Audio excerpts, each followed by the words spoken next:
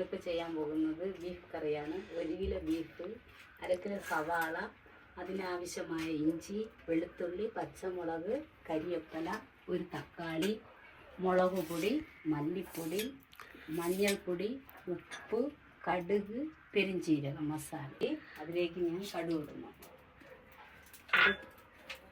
പൊട്ടുമ്പോൾ ഞങ്ങളുടെ വീട്ടിലുള്ള തന്നെയാണ് കരിവേപ്പില. കരിവേപ്പില ഇട്ടു. അതിനാവശ്യമായ സവാള. ചട്ടി വയ്ക്കുന്നതാണ് ഇഷ്ടം. ബീഫായാലും ചിക്കനായാലും നിങ്ങൾക്ക് എങ്ങനെയാണ് ഇഷ്ടമൊന്നും അറിയത്തില്ല. നിങ്ങളുടെ ഇഷ്ടത്തിന് വെക്കാം. ഇതാ 1 കിലോ ബീഫിന് 1/2 കിലോ സവാളയാണ് എടുത്തിട്ടുള്ളത്.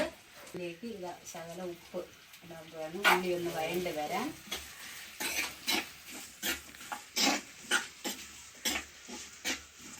വഴണ്ട് വന്നതിന് ശേഷം ആണ് ഇഞ്ചി സവാള നല്ല വഴണ്ട് വന്നതിന് ശേഷം ചേരുവകൾ ചേർക്കാം. ചെറുതായിട്ട് വഴണ്ടി വന്നിട്ടുണ്ട്. അതിലേക്ക് പച്ചമുളക്, വെളുത്തുള്ളി, ഇഞ്ചി ചതച്ചത് വഴണ്ട് വന്നിട്ടുണ്ട്. ഇനി 2 വന്നിട്ടുണ്ട്. നല്ല വഴണ്ടിട്ടില്ല. ഇനി ഇറച്ചി ഇടണം. ഇറച്ചിയിട്ട് ഒരു തുള്ളി വെള്ളം പോലും ഒഴിക്കാതെ വേവിച്ചെടുക്കണം. എന്നിട്ടാണ് നിങ്ങൾക്ക് ആവശ്യമായ മുളക് പൊടി, മഞ്ഞൾപ്പൊടി, മല്ലിപ്പൊടി, തക്കാളി ഇതൊക്കെ ചേർക്കാം. നല്ല കിണ്ടി മറിച്ച് വെച്ച് അടച്ച് വെച്ച് വേവിക്കണം. വഴണ്ട് വന്നിട്ടുണ്ട്. ഇനി അടച്ച് വെച്ച് ഞങ്ങൾക്ക് ബീഫ് വേവിക്കാം. ബീഫ് അരവേവായിട്ടുണ്ട്. നമുക്കതിൽ ചേരുവകൾ ചേർക്കാം.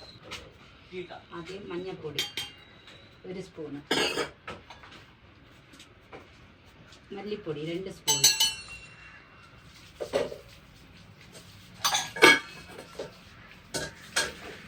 മുളക് പൊടി 1.5 സ്പൂണ്.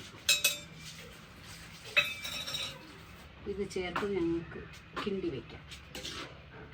തക്കാളിക്ക് അരിഞ്ഞ് ചേർത്തിട്ടുണ്ട്. ഇത് നമുക്ക് മൂടി വെച്ച് വേവിക്കാം.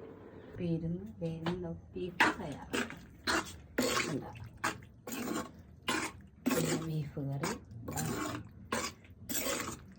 മൺചട്ടിയിൽ വേവിച്ച് ബീഫ് കറി തയ്യാറാക്കാം.